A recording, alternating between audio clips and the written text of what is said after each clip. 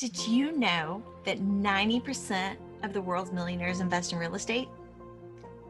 Well, I'm Angel with the Academy Presents Real Estate Investing Rocks, and I'm here to help you if you want to go for your piece of that pie.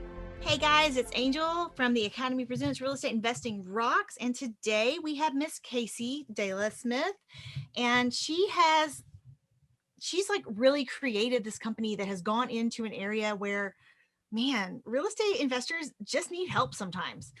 Things get complicated. There's probate, there's divorce, there's fights amongst family members, and you found this amazing property and you can't do anything with it because everybody's fighting, or someone thinks they have a piece of gold when it's really a piece of poop, and they don't want to listen when you're trying to explain to them, because they don't want to be educated. But honestly, when Casey first got into this, what she saw was an area of life where people needed help.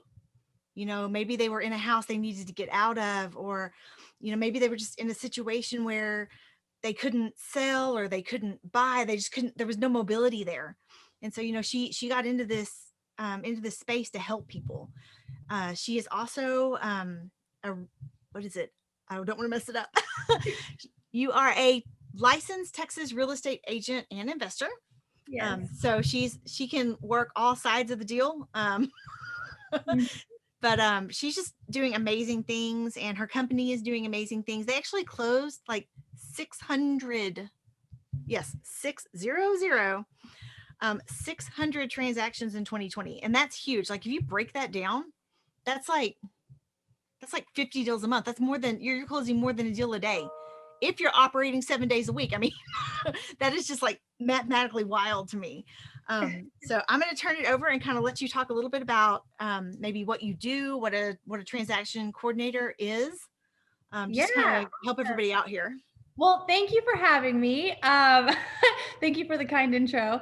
It's funny. What's interesting about that number of closing, we actually closed over 600 deals, and we actually had our hands on 1,300, which means 1,300 real estate contracts in last year during a pandemic, which is wild. So I can't even imagine what's like. But yeah, if you look at most of the top producing real estate investors, if they're closing 50 deals a year or 100 deals a year, like the Jamie Woolies out there and things like that, is super impressive. It means that you've gotten some kind of process down to your company where you're not just winging it. You've got consistent marketing. You're turning out deals. And if you're closing 50 to 100, that means that how many fall through, right? How many have been terminated? How many have you not been able to resolve? How many are on hold? People don't think about those numbers. So when a lot of people are looking to meet their revenue goals or set goals for the year as investors, they're only thinking about they're typically thinking about how many to close rather than a revenue goal, which I think is almost mistake number one, because you could close less deals with a higher revenue if you focused a little bit differently. But you're also often not accounting for what has to be in your pipeline to reach that goal. So enter a transaction coordinator. I own a company, Atlas Transaction Coordinator Services, where all we do, my team, is we handle a contract from executed contract to close. And we solely work with investors. We decided to focus on investors simply because I am one, and it was one of the hardest skill sets to find in a TC. A transaction coordinator is very, very normal and well known in the realtor world, but it's not so known in the investor world. And they're almost like an assistant, or at least they're viewed as an assistant. They file paperwork, they create amendments, they send for signatures, they talk to the title company. But I found with investors, you needed a little bit more of a personality in that role. You needed drivers, right? You needed people that were problem solvers, because investors make their money in solving problems. Well, if you have to keep your pipeline full, you can't be taking a break in your marketing and then dealing with the problems of a transaction and all the paperwork that happen, right? So probates, affidavits of heirship, tax liens, judgments, all of the things that come with clearing title is what we handle. So we're a little bit more than your average transaction coordinator in that we read title, we clear title, we will get authorization to get payoffs, we will fill out affidavits of heirship, we will track people down, we will skip trace people, we'll resolve conflict. We pretty much are the only person that knows every single party in the transaction. We're talking to the sellers, the buyers, the title, the attorneys, the judgment attorney. We're talking to everybody. So we are really the most strategic person in getting that to close. And we're able to update and constantly harass attorneys to get us what we need to get it done. So in a nutshell, we're pretty much babysitting your deals. And everybody knows, anyone that has tried to be an investor, especially in wholesaling, knows that when your contracts, when you have a bunch under contract, you often stop your acquisitions in order to handle that volume of contract. And then you get them all closed and then you're back to the drawing board trying to get new contracts. And I think this is a really big reason why companies fail, because they can't keep that consistency.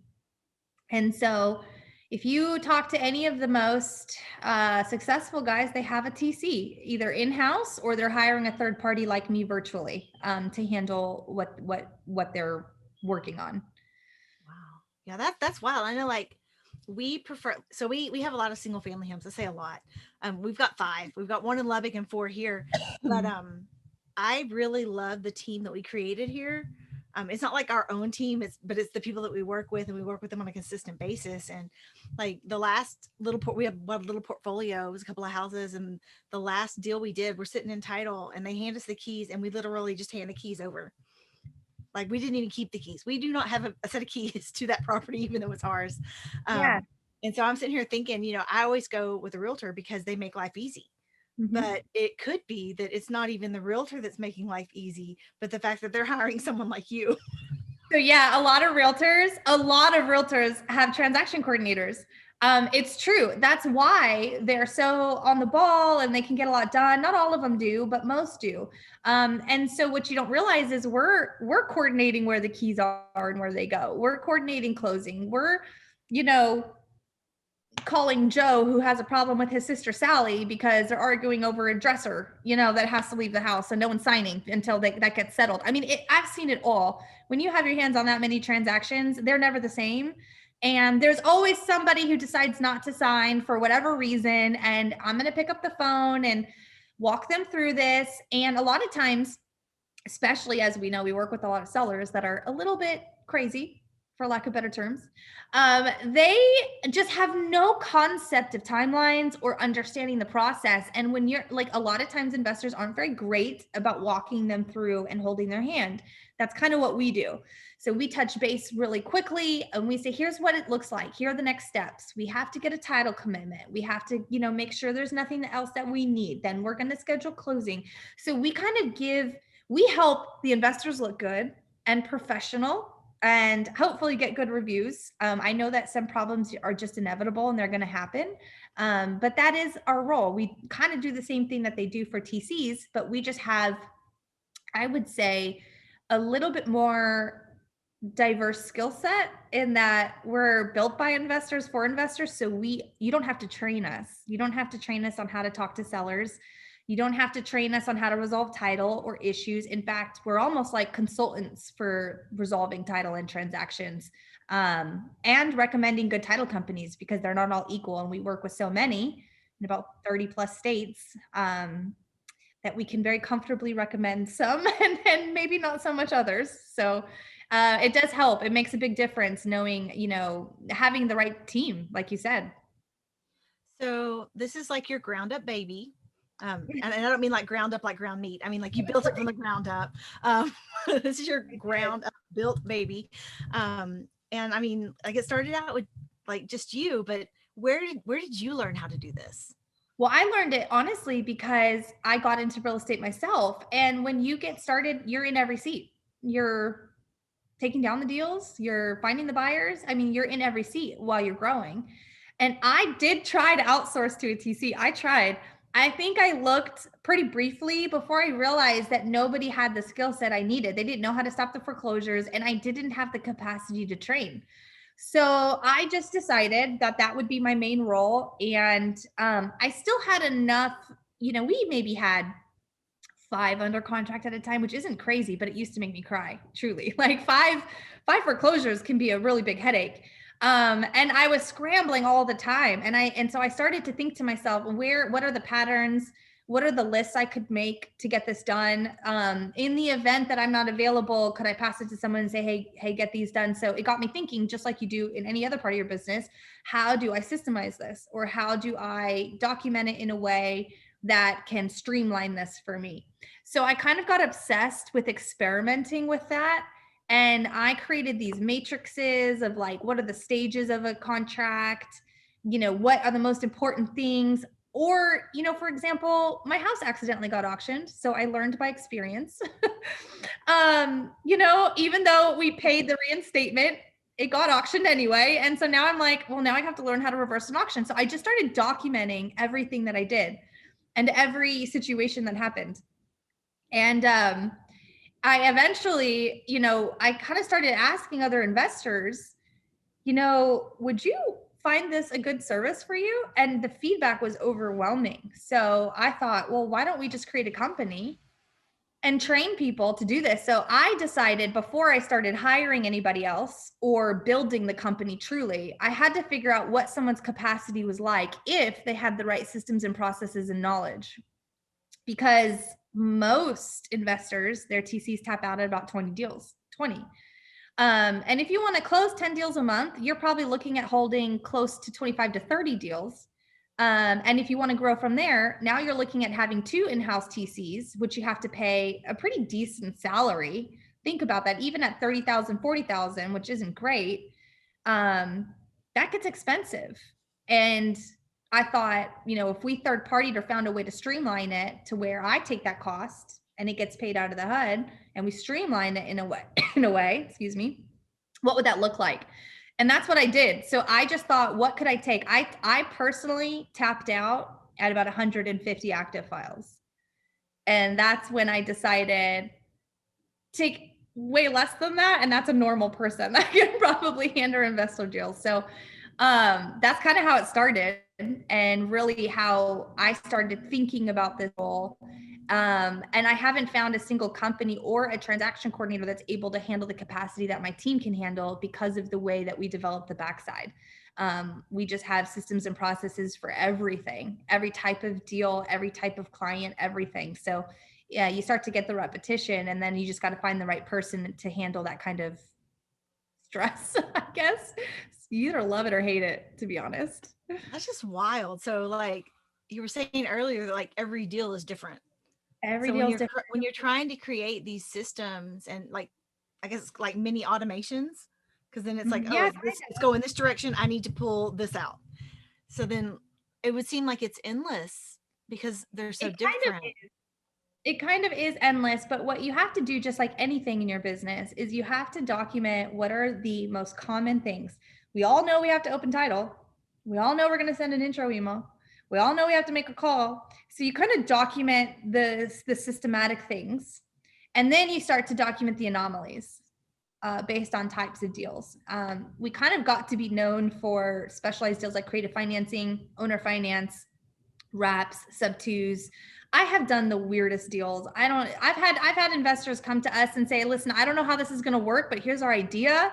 Like, talk to the attorney. So we're always talking like, well, what do we need? Is this legal? Like what do we need kind of paperwork wise? And then we would just document those anomalies. And then also by state. So state laws are different every time. So it kind of got to a point where a lot of it's in your head. And that's not doing anyone any service. So I just started writing it down, and I got to a place where I knew I couldn't expand nor handle that kind of volume alone and keep my sanity. As most people. That's the key point. And keep your sanity. I hate to say this, but like all sorts of crazy things. Like COVID quarantine was almost just the most perfect thing for me, because I just like put my hair in a bun, and I just like I was just in my computer 15 hours a day for like months. That's all that I did. I just worked. I burned out for sure, but I learned a ton. And now I was able to hire someone to help get it out of my head. So I'm not advising this for everybody, but I can tell you that if you are somebody who's learning investing, or even if you're seasoned and listen, at the end of the day, our market pivoted big time in the last year, right?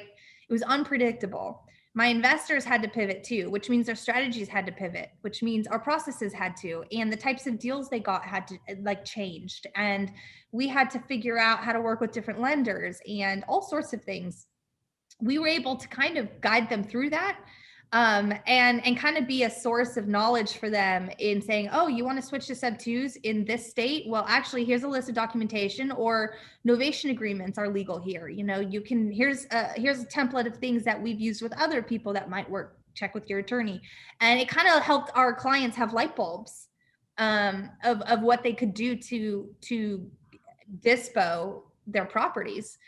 So I think that you're right. None of it's the same, but that lockdown kind of helped me focus in a way that I started to see where the anomalies would happen. And there's only so many.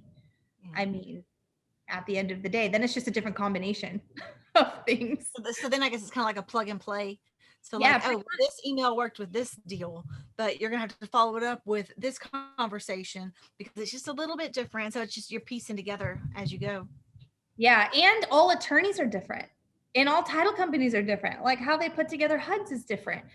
We also saw a lot of clients starting to change to different markets and go virtual, right? So now we've got clients in Texas doing deals in Ohio. And I'm like, no problem. We've got a title company. We've got several there right now. And they're just like, what? I was like, we even have buyers there. What would you like? You know, do you want us to connect you? And so we accidentally kind of became this reference point for investors trying to figure out how to enter new markets and how to do new types of deals. And I loved it because now it's kind of more like they don't have the stress of teaching someone new. They don't have the stress of learning themselves, and we can take it off of their plate. And, you know, we have our own precautions in place in making sure that we're not giving legal advice, but directing them in the right way. And it's been super fun. It's like a little niche of real estate that I feel is one of the most neglected.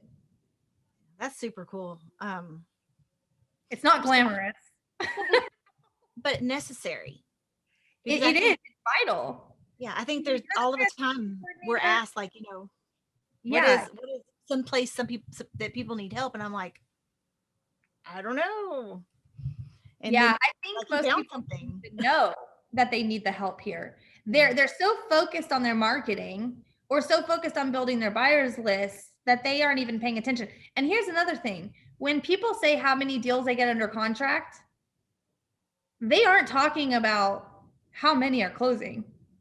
Nobody is talking about those numbers. Nobody is telling a new investor how many deals they need to have under contract in order to close certain strategies.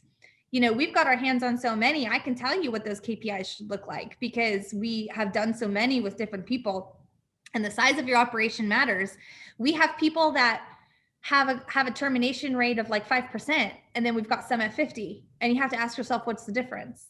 You know, and we can pinpoint it most of the time because we just see it on repeat why things are falling through. A lot of time it's just lack of communication, and truly just bad deal structuring. So you can only control so much. But a lot of times people test the deal structure too, because like there was a few years ago that we were looking at buying another portfolio. It was a couple of houses, and we could have paid cash for them, but we were trying to finance them. Mm-hmm. Couldn't get the financing. We were like, so we can pay cash for them, but we can't get financing. And so the deal fell through because we couldn't get it structured in such a way that everything would line up. And we wound up losing the deal. Yeah, so it happens. I find the most common way of losing deals is just sellers who have some head in the clouds about how this is supposed to go, or they aren't transparent about assigning it, or they aren't really talked to about the expectations of a timeline of a probate, for example, or the cost of it or anything like that. So being prepared to deal with those types of issues as an investor are super important, because what if they have to bring money to the table or your deal doesn't work? I've done that several times, and somehow we've gotten sellers to bring money to the table. I mean, it doesn't hurt to ask. And so there's a lot of different scenarios. There's not one way to do it. And yeah, increasing profitability on that, not only having somebody help brainstorm with you, well, let me have a conversation with them and see if we can get this extended or restructured or something. And then, we kind of just tag team it as the transaction coordinator. I'm not the decision maker. So, it's really easy for me to say, let me talk to them so we can vet and help in that way, and bring the information to you to make an informed decision. I mean, there's so many ways a transaction coordinator can be a huge asset to your deal. I think though that most people hire incorrectly in this position. Like I said before, they're just hiring admins that are just waiting to be told what to do. And you do not want that as an investor. You truly, truly don't, because time is money here. Yeah. Well, and like when we're looking for people to help us out on our team, we're looking for people that know what to do, because we wouldn't be hiring you if we knew what to do. We're hiring you for your expertise to help guide us in this situation. And if you're waiting for us to tell you what to do, then there's something wrong, because we're never going to tell you what to do because we don't know. It's interesting that you say that, because that's that's a hot topic for a debate on your companies. I think when you're growing and you're in a stage of growth, like your company and my company and a lot of other investors, your best person in that seat, that you're trying to hire and delegate out, is going to be a driver or somebody that has experience or knows. I think once you start to get bigger, you're going to want more control over someone. And in that case, you're probably going to hire a personality profile that probably has the same skill set, but also has a little bit more reservation, because they're going to follow your lead and you're going to need to document so that they're operators, right? They're operating your company in an efficient manner according to the way that you want it done. But most of the time, we aren't good in every seat. And although we try and sit in them, not every personality is going to be able to do it well. And so we quickly want to delegate that out without even experiencing it or knowing how to train for it. And we do expect that level of expertise. So I think it kind of depends. I've worked with new investors, which is the bulk of people who want to use me. And some of my best performing clients are, one of my largest clients has a team of 60. And we phased out with them because we knew they got too big and they needed in-house. And we always knew they were heading in that direction. So we were a good place filler while they grew. And then I have others that are like really comfortable in that 10 to 15 closings a month that this works for, because it's just a machine. Like, we're just a processing machine for them, and they've got their systems down. So it works, and they don't have to worry about hiring someone in-house to reteach again. So it just kind of depends on what stage you are in your company, to where it makes sense to hire third party or in-house, or delegate to somebody who already knows, versus taking the time to train them. You have to ask what your own skill set is.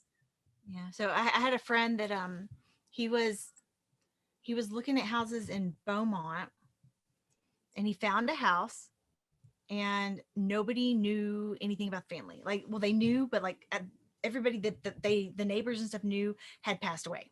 Mm-hmm. So he was able to track down a cousin or something that was tied to the house, and that cousin was like, "Sure, we can sell it," but he couldn't track down. He had to track down a death certificate, and so then he's asking me, and I'm like, "Well, I'm not very good at this, but I'll see what I can do." So like, I'm researching, and I want to say that on a Facebook post I tagged you in it.